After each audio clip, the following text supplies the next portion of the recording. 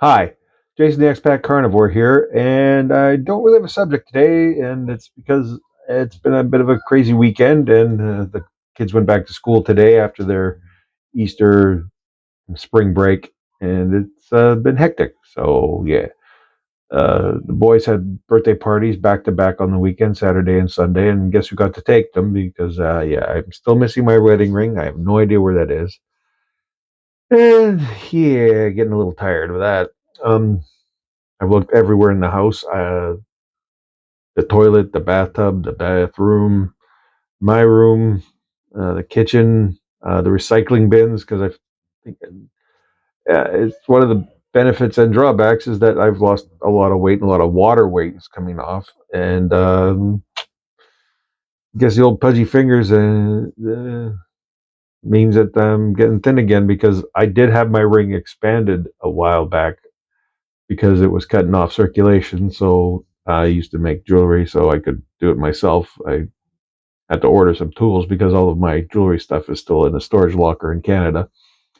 Anyway, neither here nor there because the truth is that I just really wanted to, make a longer format video to talk about things lately, like the fact that, I've now, as of today, on day 88, uh, I'm down 17 and a half kilos from my starting weight. So I went from 131. Now I'm at 113.5, uh, no, 113.6 today. And that was great.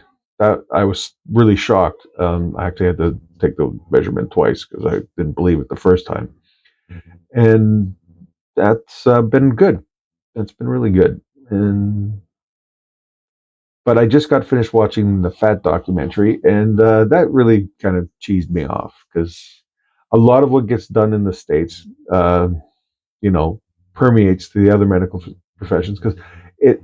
There's two reasons why that is that other smaller countries don't have the resources and the means to run the tests that are being done by the larger companies. Well, Freudian slip. So they just wind up adopting, other nations that have more resources policies. And that's true in Canada and, quite frankly, the UK, because I got the same reaction from my UK doctors as you would from your US doctors is that, oh, that, no, that, no, that you have to have fiber, you have to have fruits, you have to have carbs.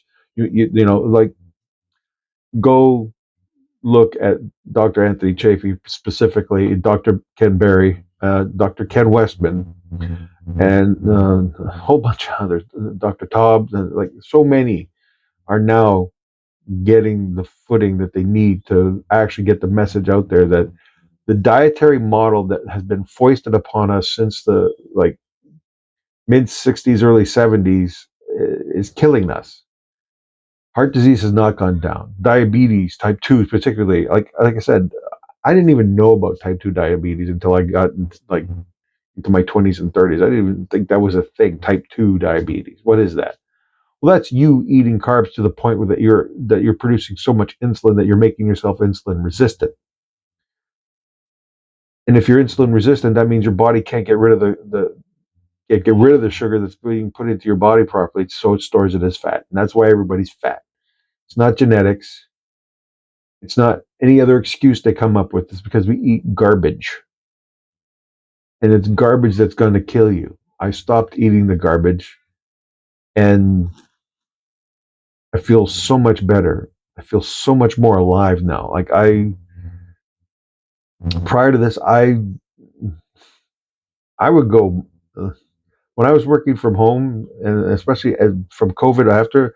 If I had the opportunity to work from home, I did unabashedly, unashamedly. I'd say there's no point in me going to the office. One, I've got a long commute. Two, it's like I don't like people. Three, there's no synergies that I'm going to get from working with people at my office because half the time I'm working with a client, and that client has shoved me in a room or at a desk somewhere away from all their other things. So I'm not even, working with their people half the time.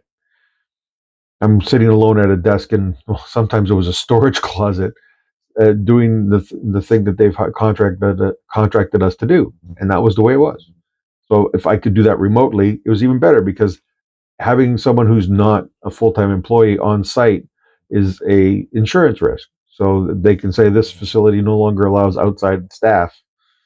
They can get the rates dropped. So they went, and just like that, I was working remotely 90% of the time after COVID because people didn't want us on site. They didn't want us there because it was better if we weren't.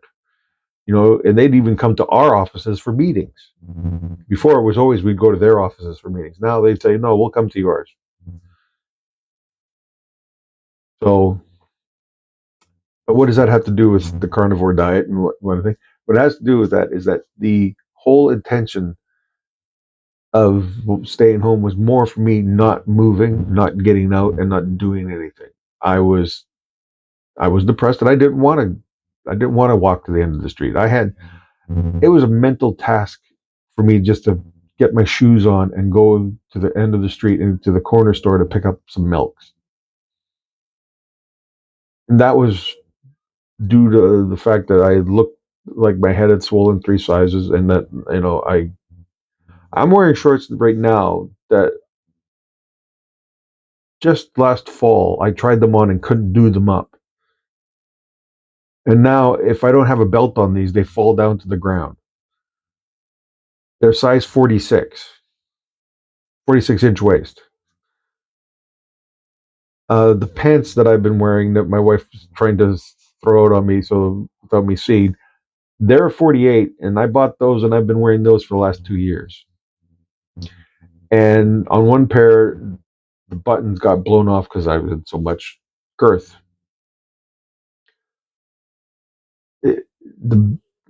So I really just wanted people to know that making a simple change, like eating something bloody delicious and nutritious and what you're meant to eat, will make a huge difference in your life. Not just a small difference, a huge difference. We're not talking little steps, we're talking leaps and bounds better. However, the hardest part is getting over the addiction to sugar. Sugar, they say the studies show that, and the testing shows that sugar reacts in the brain the same way that cocaine does and morphine. Your brain reacts to sugar the same way. Yet it's perfectly acceptable to eat 100 pounds a year.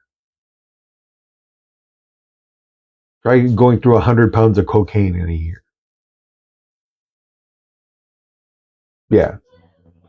Socially acceptable to eat as much sugar as you can cram into your face and be strung out on it, and then you get depressed, and then you get fat.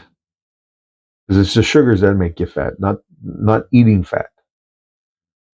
That's been debunked. That's been put aside now. I know, because I put butter on every fucking thing now. And I'm still losing weight steadily.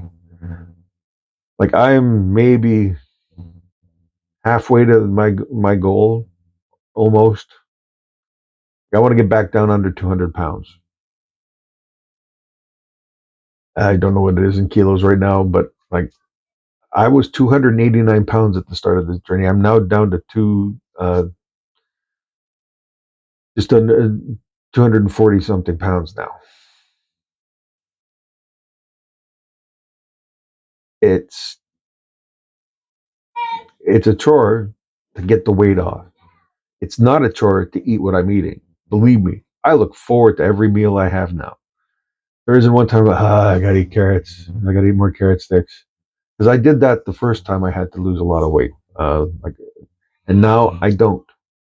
I look forward to every meal because it's either a steak or it's steak and eggs, or it's a nice meatloaf that I make up and I get a nice crispy top on it with a nice salty bit on it. And just I eat it, no problem.